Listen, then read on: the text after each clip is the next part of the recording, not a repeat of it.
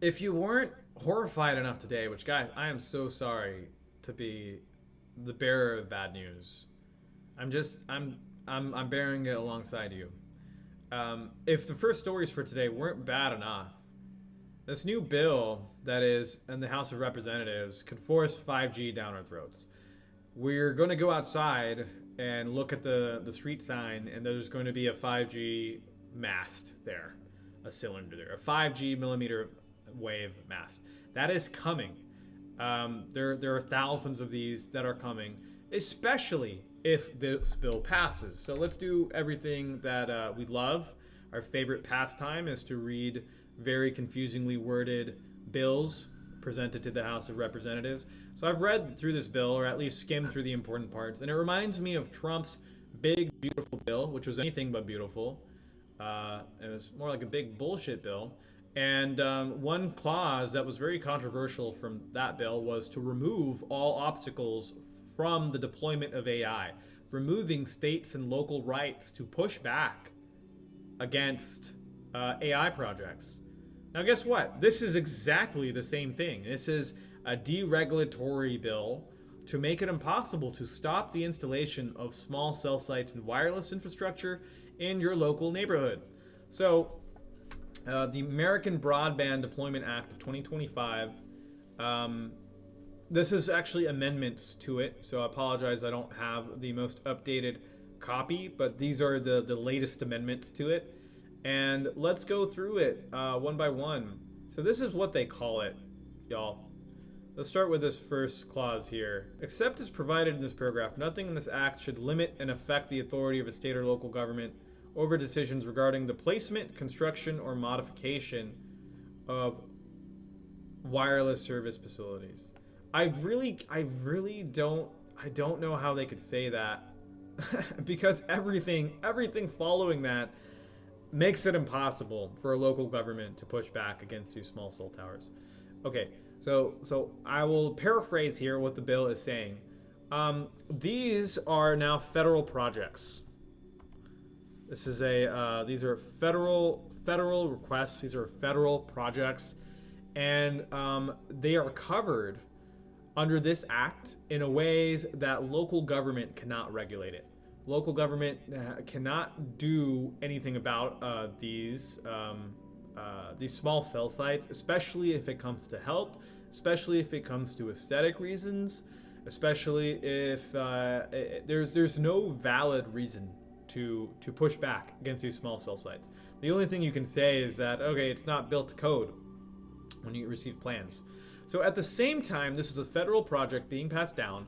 At the same time, they're also exempt from the federal government environmental reviews. So there are these reviews that normally happen through the National Environmental Policy Act of 1969 and the National Historic Preservation Act. When there are federal projects, these reviews must be conducted. However, these small cell sites that they're installing are exempt. You're seeing that, where is it? So they have an exemption from NEPA, and then these covered projects are not an historical undertaking. So there is neither of these things can be used to review or delay one of these installations. Now let's go to the facility itself. This personal wireless service facility. Oh my God, it's a personal. What makes it personal? I honestly am curious. Why do they call it that? All right, guys, so this is what a small personal wireless service facility. It means a personal wireless service facility, of course, that is mounted on a structure 50 feet or less in height, including any antenna. So guys, think about that. 50 feet or less. These aren't the huge cell towers that you see with a bunch of antennas on them that look like they look like triangles. It's not those. 50 feet or less. This is close to you. This is close to the ground. And it can't extend to a height of more than 50 feet or 10%. So that's what it means. These are small cell sites. These are small 5G millimeter wave cell sites, and probably also 4G cell sites. This is the rollout of the 5G networks. These cell sites are going to make the Internet of Things a possibility. Now, here's the bill that is going to make this super streamlined. This is what the AI-enabled cameras for both cars and maybe down the line people will be connected to, these small 5G cell sites. This is what your phone's going to connect to. Because they're small, there's got to be a lot of them. And it's very likely that these are going to be 5G millimeter wave capable. So they're going to need to install thousands of these in our towns and cities. And this bill makes it impossible to push back. So for one, there are no limits to the number of requests that they can get at once. So they can search for batch, treatment of batch requests. So you can batch a request. So if you have a bunch of requests that are submitted as a single batch, it will use the applicable time frame for the longest time frame to any request in the batch if such requests were submitted separately. So what is the time frame? Well, it starts at 60 days on which the request is submitted by the requesting party to the government or instrumentality. So guys, this is like the your carrier. Your carrier will make a request. Hey, we need to provide this much coverage. We want to install it on this intersection. So 60 days, starting at 60 days is the window. And this is to if the request is to place, construct, or modify such facility using an existing structure, which I'm guessing is a light pole or a building or anything really, to an area that has not been zoned or had not previously been zoned. So 60 days, they need to respond. What happens? What happens if they don't respond? So if not later than 10 days after the date on which a requesting party submits to the state government, the instrument must therefore request of authorization to place, construct. Okay, you already said that. The government or instrumentality provides to the requesting party a written notice with respect to the request. Is told and shall start at 0. So they have to respond in 10 days that we received the request.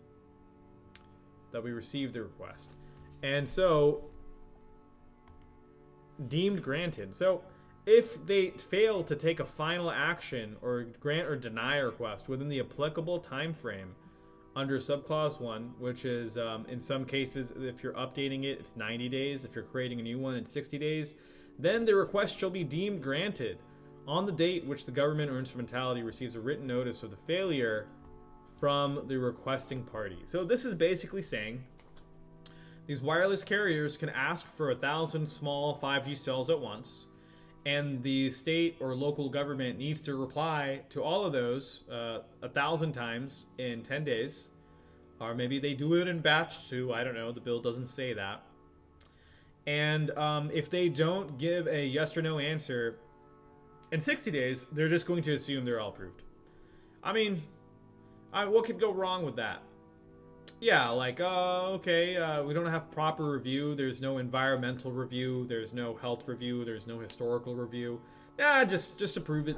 Just approve it. It's probably good. So what is the rush? What is the rush to roll this out so quickly? And let's look at section 253. So why would they even reject it? Why would they even reject it? So no state or local statute or regulation or other state or local legal requirement may prohibit or have the effect of prohibiting the ability of any entity to provide, improve, or enhance the provision of any interstate or any intrastate telecommunications service. So states and local jurisdictions have no power to stop the internet. The internet is all powerful, guys. No local action can be taken. Even if you're aware of this, no local action can be taken to stop the rollout of this wireless infrastructure. So this is an open season to install small 4G and 5G cell sites. So these are the small cells, so they can be mounted on a light pole. Sometimes they are mounted on a light pole, and they look like a cylinder. Or sometimes they look like a pizza box. They're anything but they're anything but pizza. Pizza would be great. It's not pizza. This is dangerous for people's health. And there have been many accounts of animals dying when these towers are installed. these small G cell towers, and these are so close to people. Guys, less than 50 feet. These are going to be on light poles. They're going to be on light poles.